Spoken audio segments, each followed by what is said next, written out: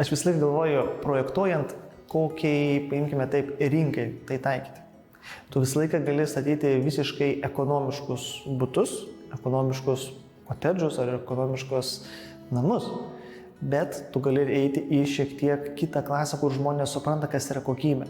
Labai dažnai dėl pigesnės kvadratinio metro kainos jūs išvystė laminatą, vinilinės grindis, išvystė ganėtinai ekonomiškų medžiagų pardavimo variantą, būtent dėl to, kad vystytojas norėtų kuo mažiau investuoti, o grąža būtų kuo didesnė.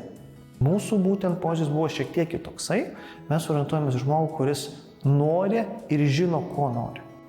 Mes pasirinkome gerus tiekėjus su gerom, ilgom garantijom.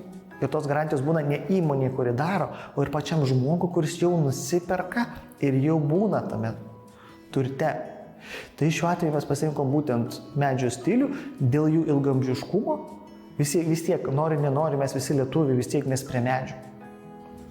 Turim sodybą, sodus, namelius ir panašiai, vis tiek mes norime eiti į gamtą.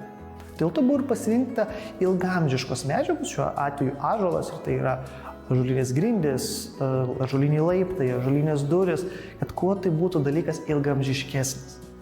Ir mes norime parodyti, kad ne tik mes galime kokybiškai statyti ilgamžiškai pačius namus, bet mes nebijome investuoti ir į gerbūvį, ir infrastruktūrą, ir į patį namą kaip įrengimo variantą, dėl to, kad mes norime duoti gerą, tinkamą ir daugumai žmonių išlauktą produktą.